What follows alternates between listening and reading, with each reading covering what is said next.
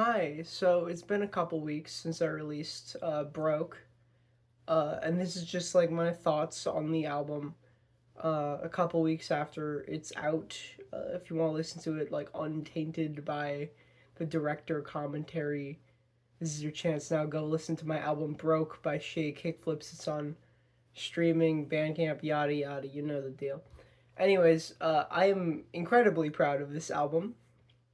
And as a whole, I think is a very clear evolution in songwriting, in instrumentation, in just like across the board. I think it's an improvement on Everything Rocks Forever in almost every single way. Uh, and I'm really fucking happy with how it turned out. I think one of my favorite parts about this album is my lyrics this time around. I think I'm starting to come into my own as a songwriter in many ways. I think I'm developing a voice, my voice. And I'm not there's not as many songs on here where I'm just like trying to be someone else. On Everything Rocks Forever, there's a few songs on there where I'm like almost every song really is like, okay, how do I do this like this artist? How do I be like that artist? Um, and this album, I'd say pretty much all of it, with the exception of two or three songs, is very much like that's all my own voice. I don't feel like I'm uh, ripping anyone in particular on that.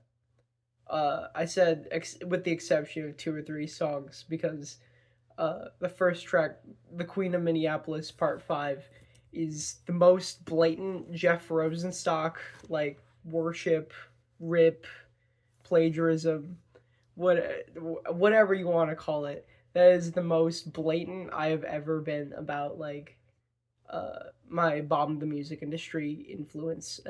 I think it shows in the lyrics, in the song structure, the writing, and the title. Obviously, it's a reference to on Goodbye Cruel World. There are two tracks: the King of Minneapolis parts 1 and 2, and then the King of Minneapolis parts 3 and 4, and then the Queen of Minneapolis part 5. That's my like riff. That's my extension of that bit. In case if nobody else caught it, I'm sure everyone did. Um, and that's a very obvious like I'm trying to write a song like that, like the King of Minneapolis. It's I'd say the most blatant rip I've ever done of any other artist, but it's very much a homage, and I hope it comes off as homage and not wow, look at her do a shitty Jeff Rosenstock impression.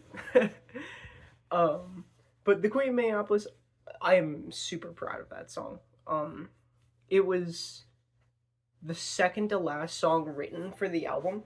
I was originally opening on Get Bent, and like a few weeks before before I wrapped up recording, I was like, okay,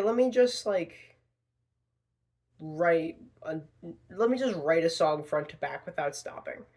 And I got the Queen of Minneapolis, and I'm really happy with how it turned out.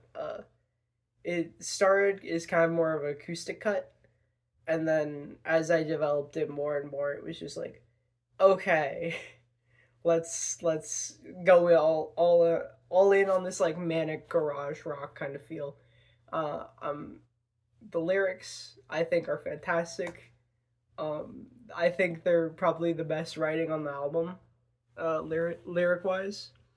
Um, oh God, I'm trying to think of. There's a few lines I really like. Uh, Internet don't got shit on me. A local D-list celebrity. I signed a couple shirts and now I'm getting worse. My ethos never changed, but my ego's getting raised. I don't know. It just it's very catchy and it feels very Rosenstockian, I guess, for lack of a better term. I'm I love this song to death. I love the multiple parts. I love my delivery. I love the chip tune. I think that's like one of the best blends of chip tune and rock I do on the whole project on the Queen of Minneapolis. I think it's great, and I think it works wonderful, and I want to do more of that on whatever I do next. So that transitions into Get Bent. I love the transitions I did. My only complaint is I wish I could have fit more in, but with like how I wanted to order the track lists and how things like I couldn't shake it anymore. I just got the two transitions, one from the first to the second track, and one from the eighth to the last track. But love song transitions. I want to do them so often. But yeah, transition to Get Bent. Get Bent was I think the first no, it was the second song I wrote for this project, and it's so fucking fun. I am in love with how fun Get Bent is. Every time I show it to people, or every time someone hears it, they're always like, "Oh, that's such like a classic ass punk rock song, like '70s ass punk." And I'm normally not really. I don't fuck with the Ramones or the Sex Pistols all that much, but like, it I do think I'm drawing on something there. Just it's very simplistic, but in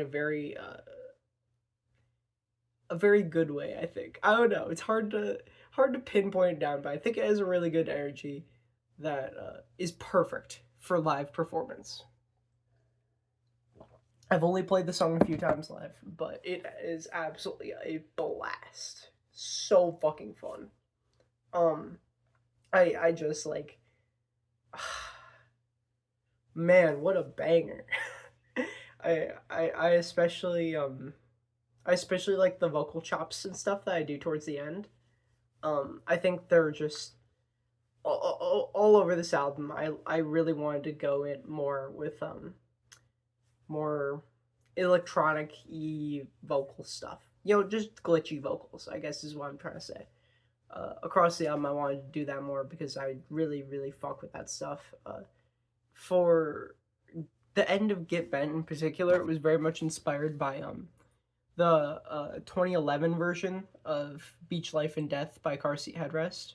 Like the ending bit there, I was like, oh, I can do that. I can so do that. I can make that like, yeah, I don't know. That was what I was trying to emulate, and I think I did really well. Um, Next up, Eye Bags Are Cute, right? Featuring Yuki Gloom is it's one of my favorite songs ever. One of my favorite songs ever made. It's so good. I'd say it's in like the top three favorite tracks for me on my own album because I'm a yeah. Oh man, that song is amazing. So I wrote another ska song because I'm insane, I guess. I really love that shit. I really love ska. I can't play it very well live. I'm very slow, believe it or not. I took a lot of practice just sitting at my computer listening to the drum track at like 5 BPM faster. Okay, I can hit the guitar part. Okay, go 5 BPM faster. Hit the guitar part. And I just had to keep like inching my way up until I could play the song at the speed it's supposed to be at. Um I gotta learn how to play ska guitar better, Ben. Cause when I'm gonna want to play that song live, and I gotta lock in. Only regardless, it's so fucking fun. Ska is so fucking fun. It's so fun to write around. It's so bouncy.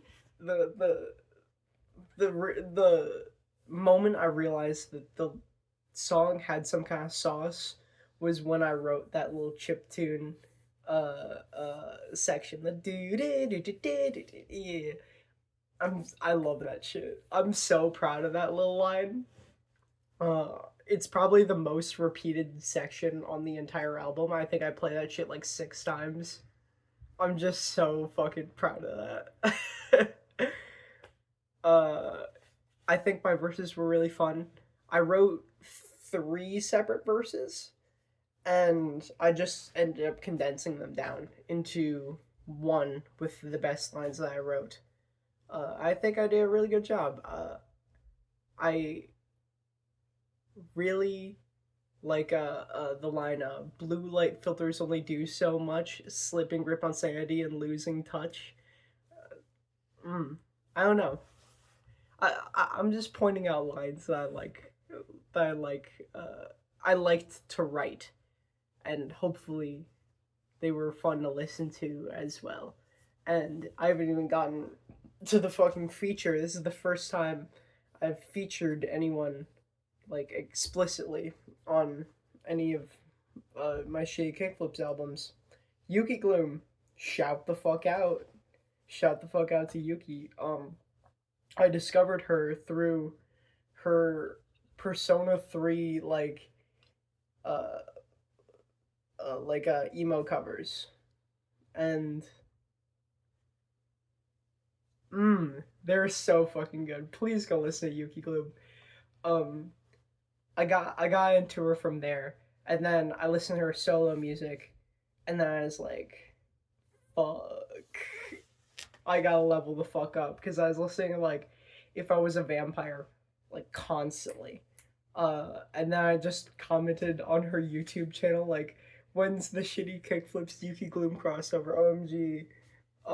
And then here we are making music together. It's super fun. Shout the fuck out.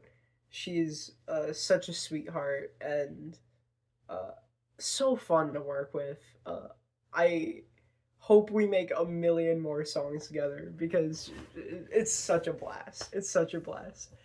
I'm even talking about the music. Her verse on here is so fun. I showed her a few demos of tracks for this album, and she picked out this one and was like, I can do something fun for this. And absolutely killed it. I think it's such a blast. Her verse is so funny. And she killed the chorus. Cause I left the space open for the chorus just because I was like, I don't know if you want to extend your verse or something, but she just did like an iteration on mine, and I was like, damn, you showed me the fuck up. uh, I don't know. I love that one. I'm super excited to play that with her live. We've been talking about trying to do a live show together. 100% we'll be playing our songs, and yeah. Anyways, that song's a fucking killer. I also I'm not done talking about this track yet. The drums on the chorus. I'm really proud of those. I like that was kind of like the drum sound I wanted to hit for the rest of the album. Like for programmed drums, anyways. I think Get Bent and the Queen of Minneapolis have live drums, and I think for those songs that sound works a lot better. Oh, and Maid Chan. Those three songs have live drums, and I think for those songs, the live drumming works fantastic. But I think for iBags, I think the program drums did precisely what I needed them to do, and they sounded amazing. And I hope I will continue to be able to use the best of both worlds, essentially, as I go forward. Um, yeah. Anyways, Pay Your Rent. I really like this song. I think it's really cute. I initially wanted to write a folk punk song as like a callback to when I first started writing music. Like I was like, okay, let me just write like a little folksy folk punk song. Um and I think it functions fantastically as that. It's all played with like open chords. It's all very like simple. Uh it's just like it's played with so much fun. I don't know. It's hard to say. It's just it has a similar appeal to me as like Blister in the Sun by the Violent Femmes. I know that's really high praise, but like I think it has a similar just like bouncy fun to it that also retains some like um punk edge. I don't know. I like it.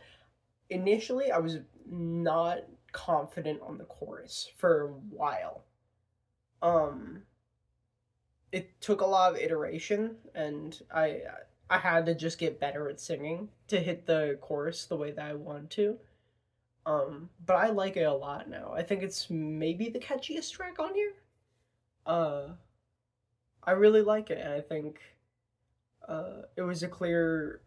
I took a risk on doing that chorus, and I think it paid off. I think it did, because it was like just barely outside my skill level when I first wrote it, and now I can comfortably sing it, which is cool.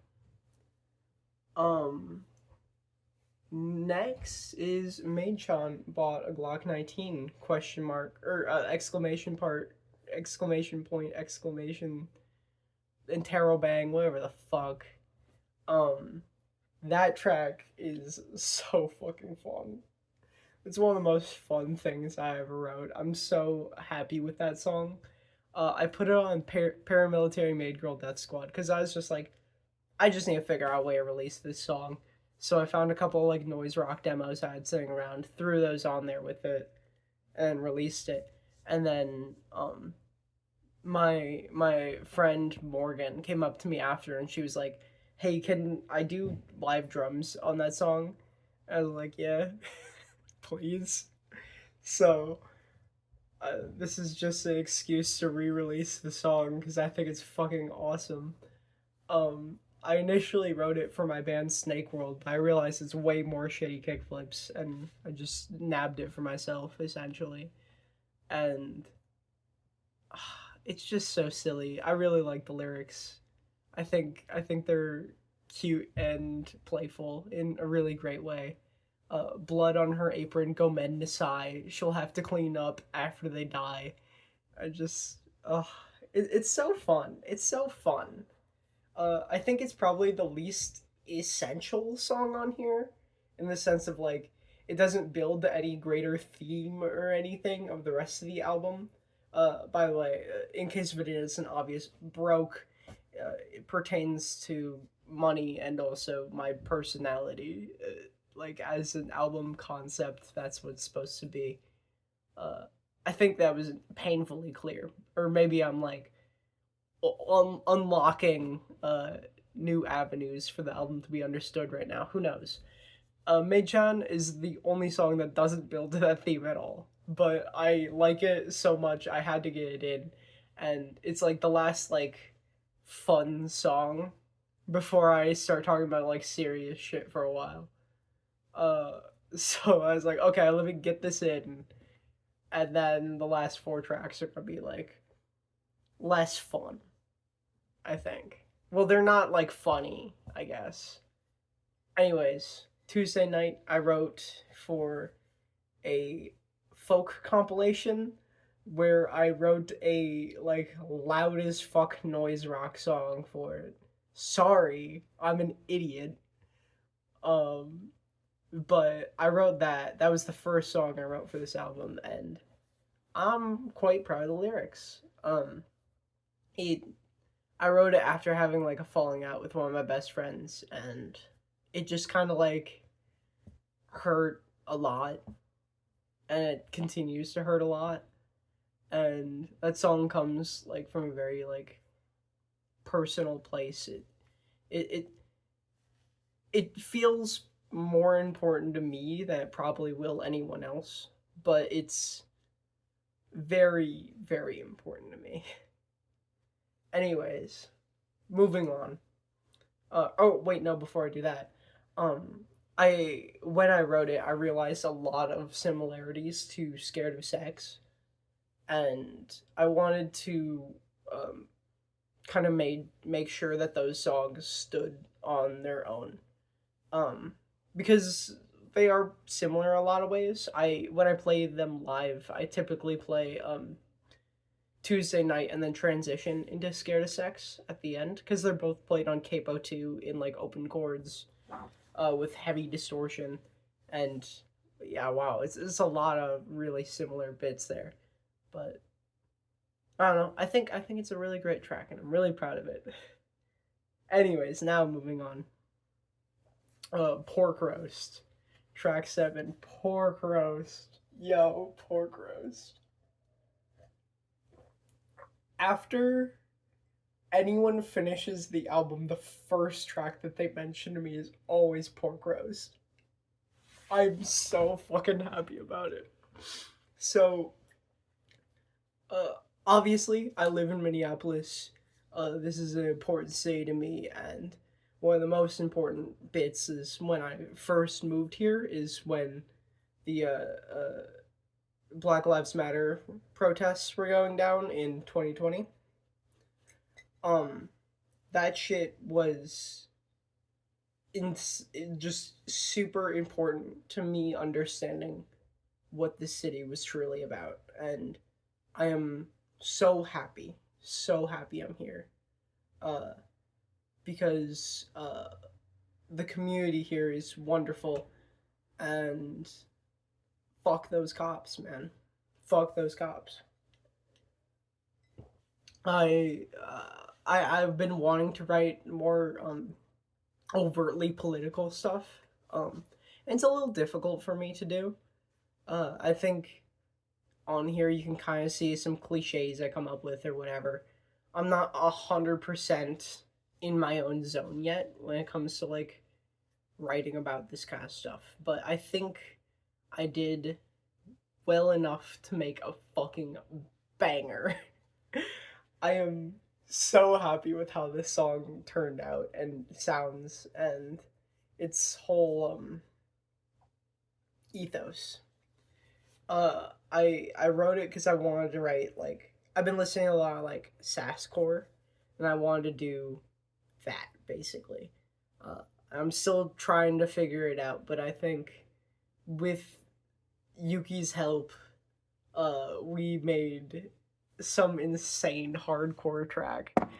Um, because this song originally came about because Yuki listened to my noise rock EP, Paramilitary Made Girls, and she was like, "Hey, we should do something like that."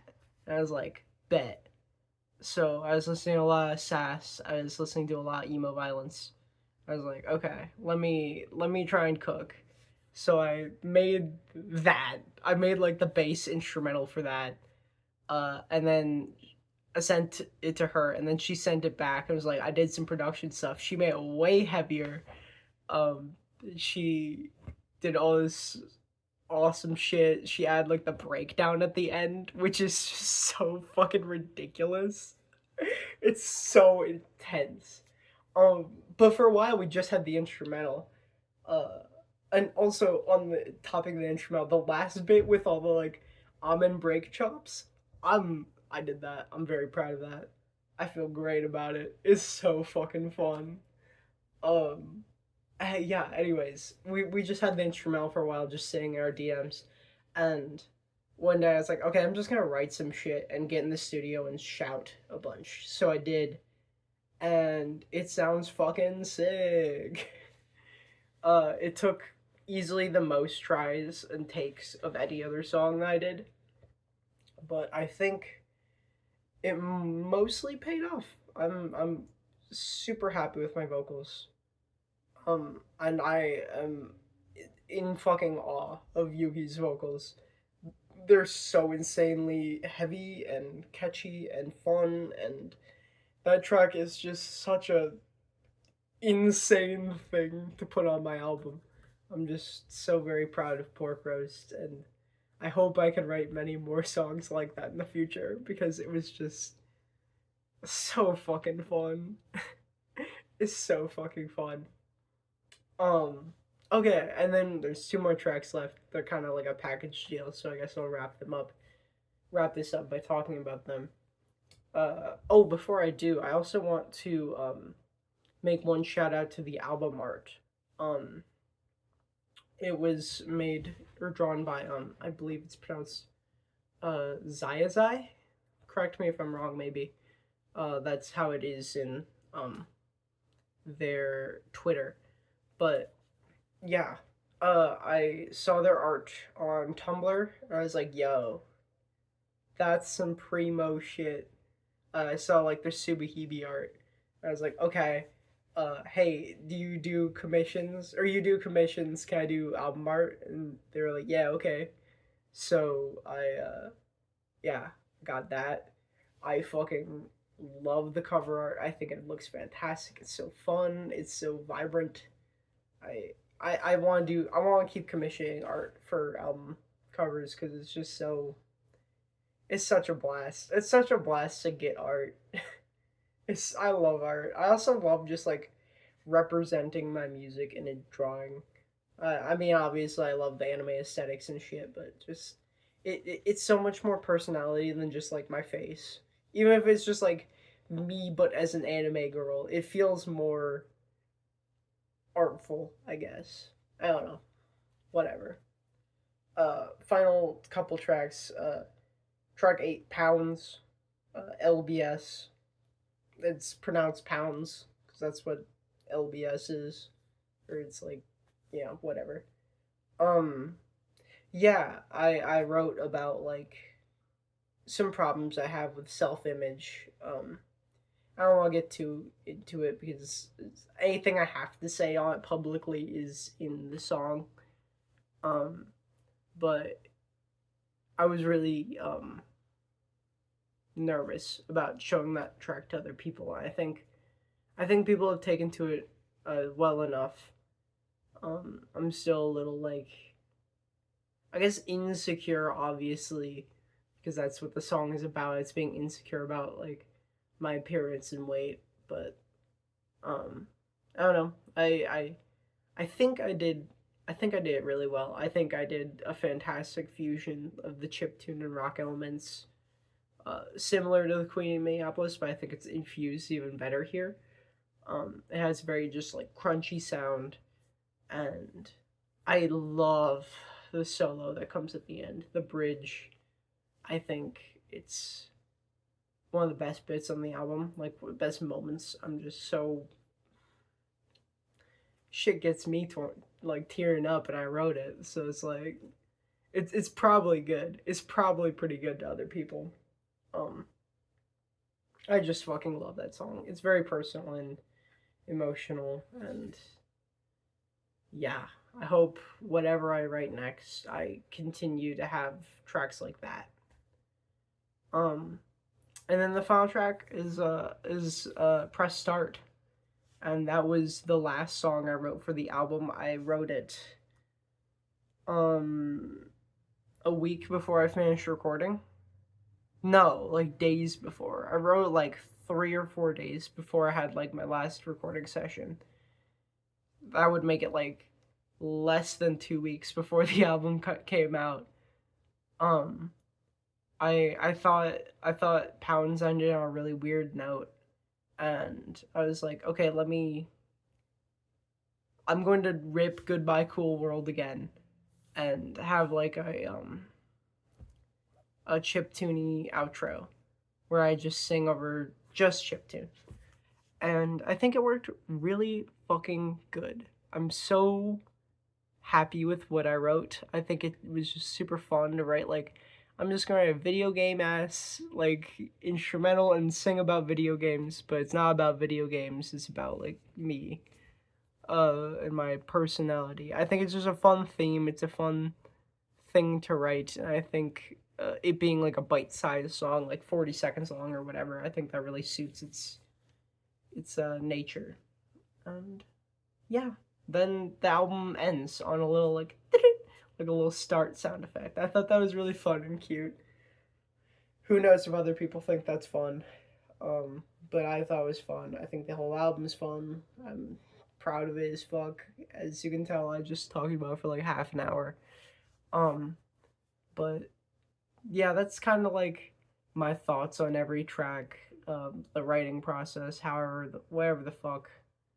There's a couple of things I forgot to mention. I forgot to mention the kazoo solo on fucking Pay Your Rent, because I was just like, what's some shit that HHA would do? They'd probably have a kazoo solo in one of their songs, or they've done it before. Let me hit that real quick.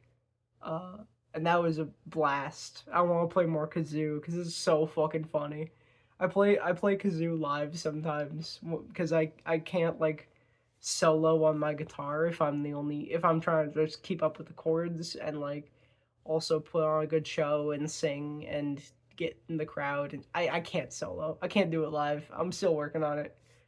So I'll just put a kazoo in and solo like that. I think that's fun. I think it's a fun little thing that I can do. What else? What else? I don't know. I hope you like the album. Go listen to it. Go buy it on Bandcamp. Um, Stuff, music, videos, something coming soon. You'll